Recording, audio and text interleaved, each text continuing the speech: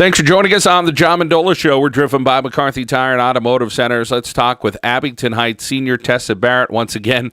And Tessa, what an incredible weekend for you at the Armory in New York. You win 2 national titles, and you set a national record in one of those events. Tell us about your exciting weekend. Oh, it was just an incredible past weekend. I went to the Armory for nationals, and I was just hoping to get some good performances and get my feet wet with some of the best competition in the country. And it turned out to be a great weekend. I got 2 PRs, and I'm really happy. Well, 2 PRs and an incredible job. First, let's talk about the 5K and the time of 16:11, which is a brand new national record. Yeah, that was just a total shock. I love distance, and going to the Armory, I did this race last year, and I was 4th. So I definitely wanted to improve upon that. Finished last year, and I just went after the race pretty hard, and I felt good, and I kept pushing, and I got a really good time. So I'm really happy with it. Tell us about your training, because I know Baptist Bible College kind of opened up to runners in northeastern Pennsylvania. How much do you think that helped you? Oh, it was definitely a help. I was able to get over to BBC at least once a week, and it's great. It's a slightly less than 200-meter track, so it's really ideal for short kind of interval workouts. And I was really grateful to have that, especially this winter. It's been pretty tough. We're talking with Tessa Barrett here from Abington Heights on the John Mendola Show, driven by McCarthy Tire and Automotive Centers. And then, Tessa, tell us about your decision to do the 2-mile race and your time of 10:08, and then, of course, winning that as well.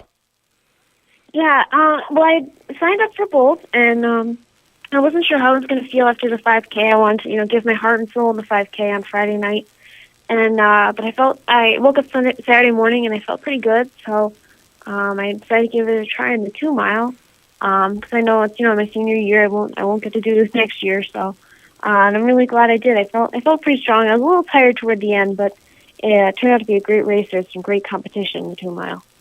Talk about that competition and the pressure and your ability to have that strong mindset to get the job done again and making sure you're running your race. But boy, your races are pretty darn good when you're the winner each time on a national level. Well, I think it was kind of nice because I knew a lot of my competition in the 2-mile. The 2-mile field was really stacked this year, and I knew that going in. But I feel pretty comfortable running with these girls now because we've raced against each other a bunch of times. So we all kind of know our own race strategies and everything. I just wanted to stick with the front pack. I didn't know if winning was really a possibility, but I just wanted to, really push hard and get a good time. Well, you have 3 national crowns, in the last couple of months, and I'm sure that feels incredible. 1 out in California, 2 on the East Coast, and 3 altogether.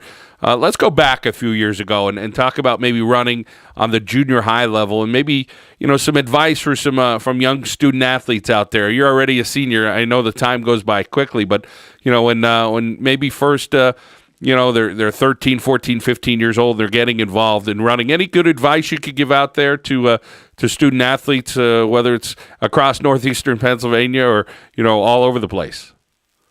Oh, definitely find what you love about running and stick with it.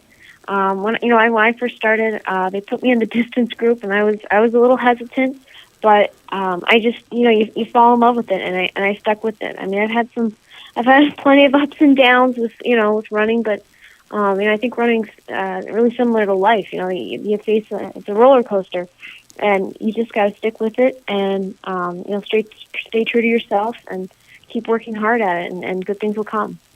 Well, a couple of years ago, you had a little bit of adversity that you had to overcome. Talk about that adversity and trying to fight back and get through that. I've had not the simplest high school road. I was really ill my freshman year, and my sophomore year I was so sick I actually leave my high school, which was really just a devastating time for me. And really the only thing that kept me going and that I was allowed to keep doing with doctor's orders was running, and it really helped keep me sane through that time, and that really, really difficult time. And I think, when finding running, knowing that I loved running, it was sort of like the light at the end of the tunnel for me. It was something that I could always kind of escape to. And for me, to get to this point, it's just been really. I mean, it's unbelievable. It's just very emotional, and it's been quite a road. Tessa Barrett telling us about what's made her successful for Abingtonites on the national level, and she's had so much success. Tessa, when you look back at the workouts you've been doing over time, and to compete at the level, Pennsylvania, you start at the district level, and of course, you start at the regional level, you go to the state, and now you're at that national level. Anything you can think of, workout-wise, it kind of put you over the top? Is it just a change in the workouts, a change in your routine, and constantly mixing it up?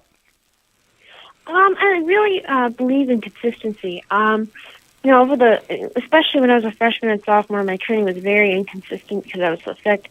There would be days when I could run. There was days when I was just too sick to even really leave bed.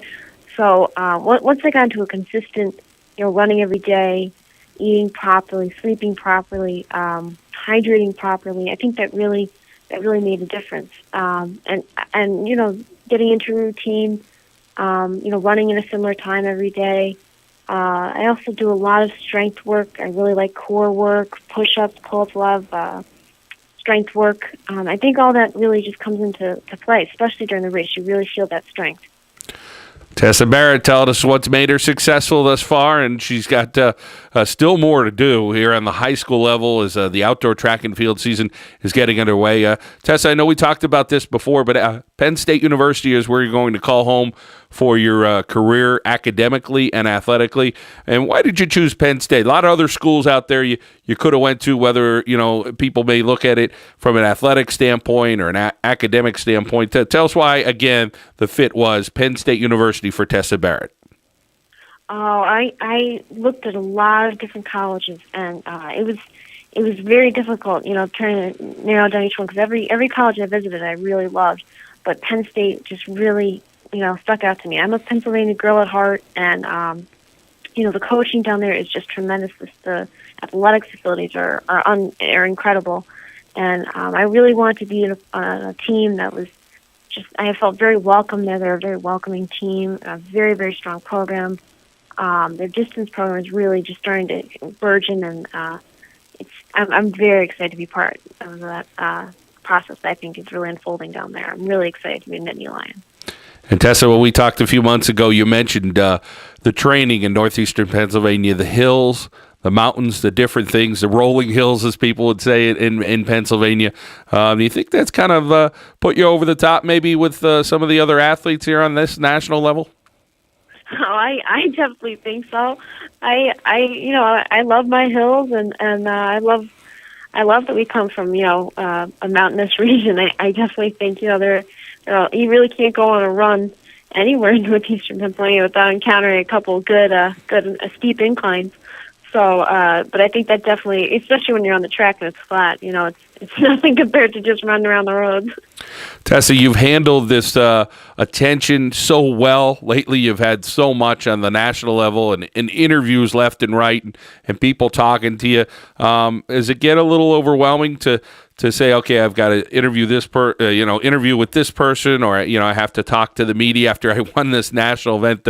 It's been a big spotlight for you. Yeah, it's been quite a whirlwind, and really unexpected. Especially after injuries and illness that I've had to face. I mean, it's just been an incredible ride. But I think I've just been so overjoyed.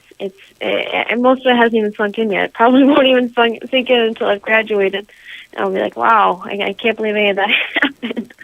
But I'm really, really happy, to be able to represent my state and my community at the national level in track and field, and hopefully, that it becomes, a more well-known event around here, and more kids, go out for track. I just think it's a great sport. Well, people in northeastern Pennsylvania, I'm sure, are awfully proud of you. Northeastern Pennsylvania known for some great distance running on the state level, but you sure as heck has put Northeast Pennsylvania on the national level and the job you've done. And I know you're always rooting for people in Northeast PA as well on the district level. And, of course, we're rooting for you as well in your future endeavors. Congratulations, Tessa. What an incredible job. What an incredible year it's been. And I know there's a few more months and it's not over yet. Yeah, that's the plan. All right, well, we wish you well. That's Tessa Barrett here on the John Mendola Show, driven by McCarthy Tire and Automotive Centers.